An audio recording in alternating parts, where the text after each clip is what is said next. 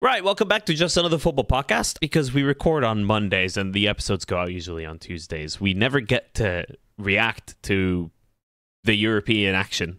And both of our teams here, I'm a Liverpool fan, Harry with me is an Arsenal fan, and our teams have both exited their respective European competitions.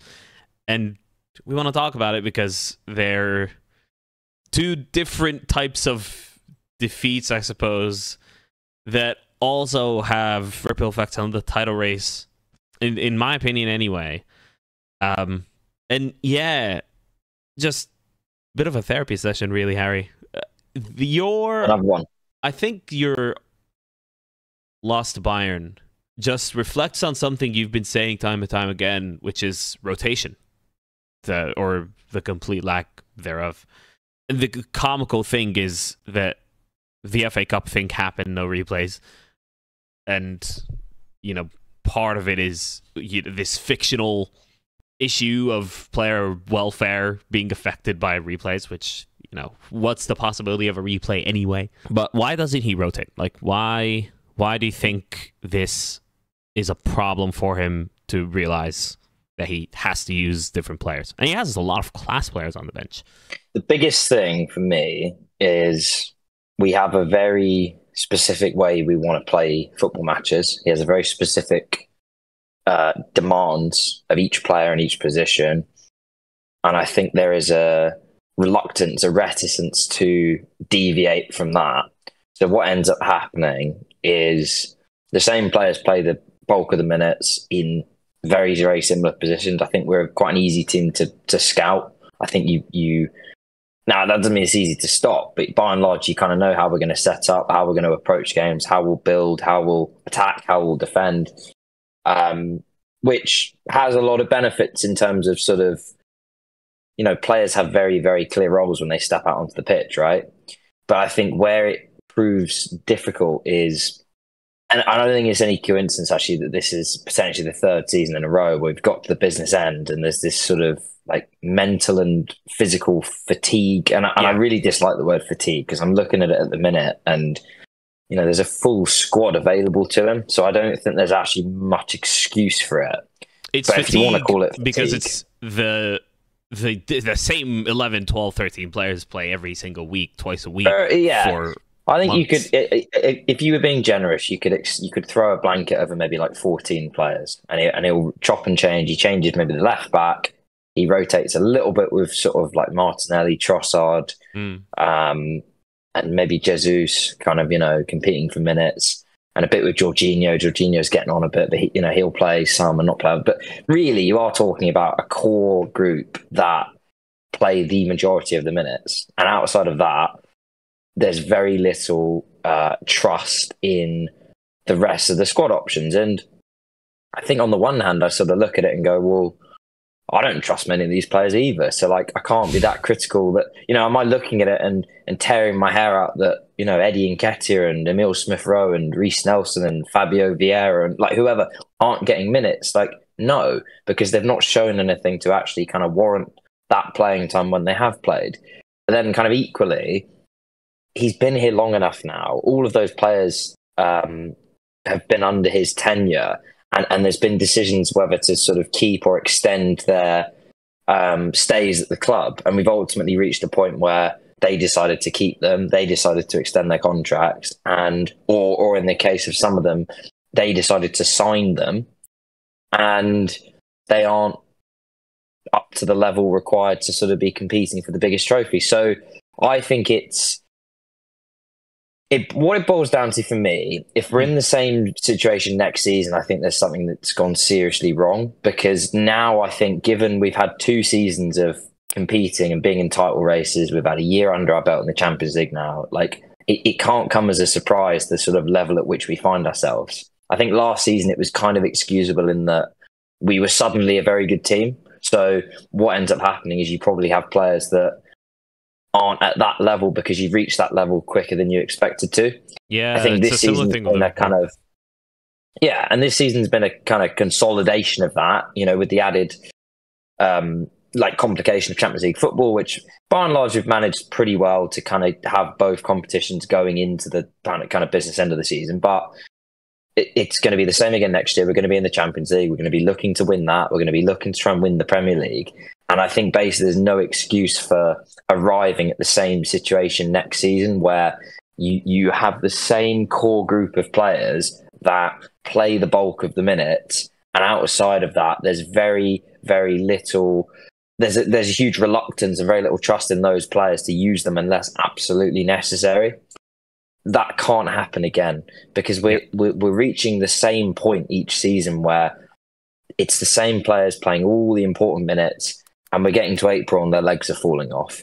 Yeah. So, it was frustrating to go out of that tie because we didn't really do enough.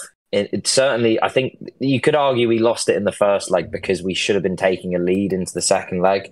I think in the second leg, we didn't play badly for until we went 1-0 down, and then it was very difficult, but just never quite had the bravery and belief that I think we felt like we could pull a result off there. I think we played within ourselves a little bit, because we know that they're a dangerous side. They got good players. And then once it went to 1-0, and this has been a common theme this season, I think of the 11 games we've lost, I think 7 or 8 of them have been to 0. So we've conceded the first goal and then just not come back from it. So it's a common kind of theme.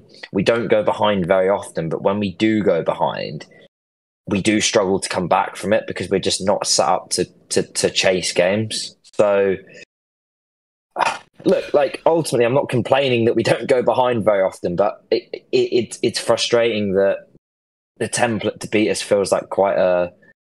It's a common way of pulling it off. Where if you get the first goal, we are a team that don't seem to respond that well to it. We don't seem to kind of move through the gears and ultimately have a response. So you are nitpicking at the very, very top level of the sport. The margins are so fine. It's quite a good position to actually find yourself in where you are nitpicking over, yeah, we've got a great team. Have we got a great squad? Have we got, options off the bench to change games? These are better discussions to be having than, 2-3 seasons ago where it was sort of how many of these players would you actually keep?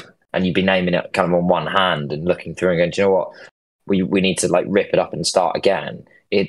You're now talking about how can we advance and ultimately sustain being one of the best teams in Europe, but deliver trophies alongside that.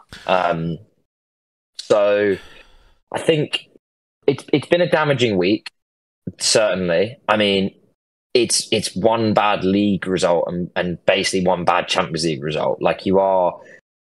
You're talking about such fine margins. And it's 1-0 to Bayern. It's not a catastrophe. And no, it's not a tragic. I know a lot's been made of how bad Bayern are, and they've not had a good season. But let's not pretend this is an awful football team or an awful coach. They've got very, very good players. They've won 10 of the last whatever it is Bundesligas.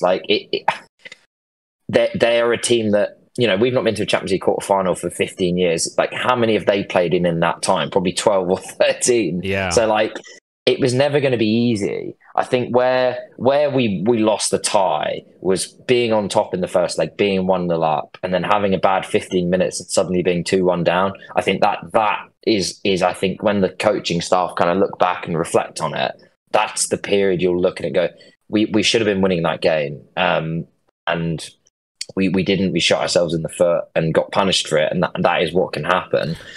But yeah, when you talk about going down and not having, or going down and not coming back from being down, is this because, one of my kind of modern tactical pet peeves is playing 4 center backs at the back. Well, in case of, in the Man City case, 5. And what happened to Man City, I think one of the biggest reasons they failed to come back is because they obviously missed some chances. Kevin De Bruyne one being the biggest one of them, but it's a typical chance you miss in game. Kevin De Bruyne being Kevin De Bruyne, it surprises you that he misses the chance, but it's a chance that is kind of fairly typical. I think the biggest reason is that City are starting to play players in not their natural positions. Manuel Akanji, and I felt really sorry for Akanji because he played like John Stones did last season, and he would make his way like to zone 14, just on top of the box, and then he would just lose it because that's not his natural skill set. He's not a playmaker. Like he's asked to do what Cole Palmer is doing for Chelsea, or the number 10s videos out now actually, talking about like the modern number 10s and Jude Bellingham like having the ball on top of the box and you know, holding off a tackle, making things happen. And Manuel Akanji was asked to do that. Like, that's not what he does. And on a similar token, Tomiyasu playing left back, and Ben White has played right back well. But surely Arsenal need to find, with what these two are doing, and with also what Zinchenko is being asked to do, is like a typical inverted fullback, recruit actual fullbacks, in my opinion. So here's what I think. I think basically if you're going to play 4 centre-backs, which we have done for quite a while, if we're honest, what it should allow you to do... So it's kind of worked, but... We're nitpicking, but I think what it should allow you to do, playing 4 centre-backs and Declan Rice in holding midfield and Jorginho, so really you've got 6 players that play in kind of defensive areas of the pitch out of your outfield 10. But what that then should allow you to do is sit your 2 wingers, and then obviously your striker's going to be up there, and your other midfielder should be able to cheat a little bit. Where I'm frustrated, and I'm watching our wingers, and like they're not playing well at the minute, but they're being asked to like defend so much. Like the goal on Wednesday, people are saying, "Oh, Martinelli like lets the guy run off the packet." Like, how often do you see, you know, Mo Salah or Diaz or Jeremy Doku or Bernardo? So like defending in their own penalty box. Like really, it shouldn't be happening that often, if at all. And I'm watching us, and it's sort of, yeah, we have a great defensive shape, and we're probably the best defensive team in Europe, but what are we sacrificing in order for that to happen in some of these big games against these big teams? Same in the Man City away game. We got pushed very, very deep, and the wingers end up playing almost as wing backs and doing a lot of defensive work. And let's be honest, there's not many wingers that play for the top teams that actually would have been willing to put that like effort and graft into 100%. The game. You know, so, and yeah, people get on at Jesus for missing 3 or 4 chances in that game, but it's sort of like, well, he's doing so much defending that actually, I think when you spring forward and get on counter-attacks, like, yeah, our players were a bit sloppy kind of executing, but like there's a bit of mental and physical exhaustion just from chasing and defending and getting back and doubling up. And like, I'm not saying that we're playing like, you know, Jose Mourinho football, but I do think there's an element of like, you have to be prepared to risk a little bit, sacrifice a little bit of control and solidity to actually be able to feel like you can punish teams on counter-attacks. Because that's the biggest thing for me at the minute. When we win the ball back, we're very good at pressing, very good at regaining possession, but we don't spring on teams. It's almost like we'll win it and then we'll come back out, and then we'll come back out and come back out and work it from side to side, and then eventually overload one. Like, it's good, you know, solid football, but occasionally I want to just, you know, like Liverpool used to do, and sort of in their pot, like win the ball back, and then it's 3 passes, it's end to end, and it's, you know, don't worry, we've done it so much this season. I've scored none. But like, you're very good at least generating a lot of chances from it. And even in the 2 games against Bayern, like I'm looking at them, and they did a similar thing where they were compact. They sat 2 midfielders right on top of the back 4. And their wingers were getting back and defending. But when they won the ball, it was quick. It was through. It was 1, 2, 3 passes, and like we're on at your back 4. And I'm not seeing it with us. Like Martinelli's the only player that really stretches teams and runs in behind. And then he takes them off at 60 minutes on Wednesday, and then we lose that ability completely to do that. Yeah. So if you're looking to the summer, we definitely need to sign another player to stretch teams. And I just want to see our wingers playing a bit higher and a bit narrower than they are at the minute. And like, you know, I'm nitpicking because we've been very good in the kind of second half of the season. I can't be too critical just because we've lost to Bayern Munich. Like, 100%. It's hardly a disgrace, right? Yeah. I think we've done pretty much as I'd expect in the Champions League, which is we topped our group. We got through in the round of 16, albeit kind of making hard work of it. We played one of the big boys. We weren't humiliated like we were in years gone by, where we were getting battered and, you know, comfortably beaten over 2 legs. But we just didn't quite have enough. And that's something they can change. And like, I'm not saying throw the baby out with the bathwater when reflecting on it, but it just, you can improve. Like when you come up short, ultimately, you look at a situation like that. Where weren't we good enough across the two legs? We didn't quite carry enough threat. And there's kind of multiple reasons for it. But ultimately, it speaks to stuff that isn't new. Like it was a problem earlier in the season. I think we've just basically been better at taking leads and then obviously having, game states in like where we want them. Like the Aston Villa game was the first time we've been behind in 2024. So like we've not had to play from behind, right? But when we have to chase games, when we play against top level opposition and they push us back, which doesn't happen very often, but it will happen when you're playing good sides. I just want to see us have more ability to, be able to spring on teams or be able to change the sort of tempo of the game and go through the gears and be able to chase from behind and have because it wasn't even that we just didn't come back. Like we just didn't have any chances. Like there was just nothing. The game just died, and really we could have lost that 2 or 3-0 after it went to 1-0. So that's the thing for me. It's just at the elite level, not quite having that extra 5% where we're struggling at the minute. We don't have a bench we quite trust. We don't quite have the kind of personnel to stretch teams and push teams back. Like that was the thing. We take Martinelli off, Bayern Munich, move their defensive line, then 5 yards higher up the pitch because they're not worried about anyone running in behind because we just don't have that profile. So, losing on Wednesday didn't tell me anything I don't know. It was disappointing. It was because it came off the back of that Aston Villa game, which ultimately is much more damaging to me, actually. I think it feels worse. Had that game not happened before, I think you'd have looked at it and sort of been a bit more pragmatic because we didn't win the first leg. We've gone to one of the hardest places to play in Europe and we've lost 1-0. And really well and truly, that can happen to anyone. So I'm not as annoyed with that. It would have been a great result for us to go there and win. I think it maybe would have kind of reignited a bit of belief, and ultimately we still would have been playing for 2 trophies rather than 1 that isn't in our hands at this point.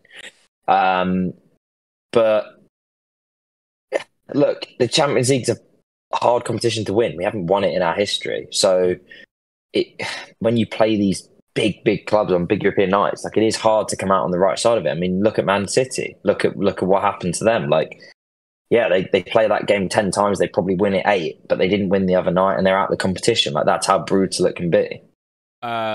Speaking of Man City, I just want to come back to that because you know me well, Harry. You know how much I dislike Real Madrid, right? I did not think I'd celebrate a win that much for Real Madrid. From Real Madrid. Yeah. Football won. Both from a tactical standpoint and just because Man City are cheating and playing by different rules. But, I think the Jude Bellingham interview is probably the most fascinating interview to me all season. Because he kind of covers how off the cuff they are, but how effective it is at the same time. They're going to win the league. So efficient is the word for me. When I watch Real Madrid, yeah, I guess so. Sort of follow on from what I was speaking about. And I think what's frustrating was weird. Sorry, just to build on that point, is that the kind of perception is okay. Modern football discourse drives me nuts because the discourse was, oh, they got lucky. And Man City missed chances, and they had the most possession, and Real Madrid did nothing. Oh no, because Man City had a game plan and executed perfectly, and Real Madrid had a game plan and executed perfectly, and Man City had like one big chance apart from the goal and missed it. But that happens in most games. You miss a good chance or two, as I covered before. Man City were just really boring. It's some teams just play chess. Well, they weren't as boring as Liverpool against Atalanta. I will say that much. But yeah, they're just really boring to watch to me nowadays. Man City and Real Madrid had an enjoyable performance to me. I enjoyed Real Madrid's performance because it's not about like. You don't have to see Vinicius Jr. go around 3 or 4 players and putting one bottom corner, rounding the keeper, and putting it away. Like, you don't have to see that to enjoy the game, in my opinion. Or that's obviously everyone enjoys football differently, but I liked Real Madrid's performance. Yeah. And like watching that, again, like we're in the Man City mold. If I'm being completely honest, I think we were probably more fun to watch last season than we are this season. But like as a fan, I just want to win games. So like City fans won't care, and then nor should they. And I'm the same. Like as long as we win, I don't care about entertaining.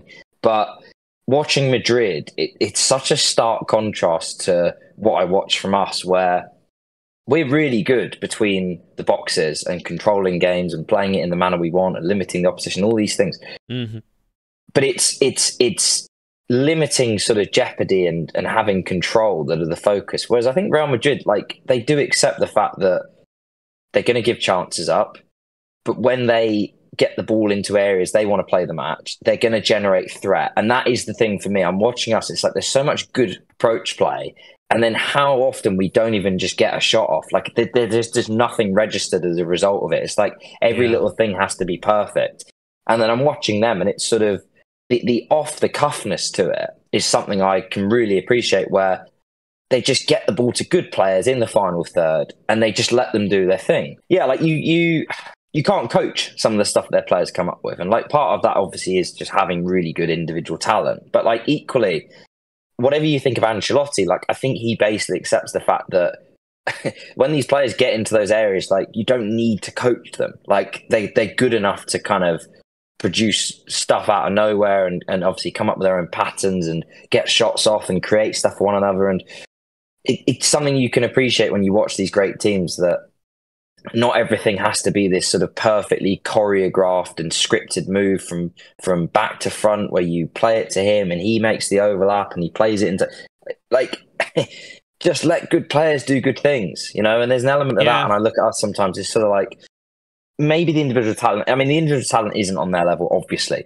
but there is an element of like over coaching at times where the players get into certain areas and then it's like they're clearly thinking about the rehearsed scenario or situation, where because there's so much scouting and coaching that goes into, you know, preparation for games at sort of points like this, that you're so aware of kind of how you can create stuff against teams that you are going to kind of gravitate towards, you know, preparation and stuff you've been doing. But like, I'd quite like to see a bit of off the cuffness sometimes as well. I don't think there's anything wrong with that ultimately. It's the best thing that's happened this season. I think over the past kind of few years, and Chelsea won the Champions League that way, is Thomas Tuchel's like obsessive tactical game plan that he carries out every single game. But arguably Chelsea reached the final, and that's again another point I made in the most recent video about number 10s, is they arguably reached the final because Christian Pulisic didn't listen to him. Christian Pulisic's goal at Real Madrid was his own decision, like to run in behind the defense, and he ultimately scored from it because and Thomas Tuchel was shouting, and that was without fans, so he can clearly hear "stay in the pocket." And he didn't listen, and he went in behind, and Chelsea scored an away goal, and they ultimately went through at Stamford Bridge from a Christian Pulisic assist as well. Proud American moment.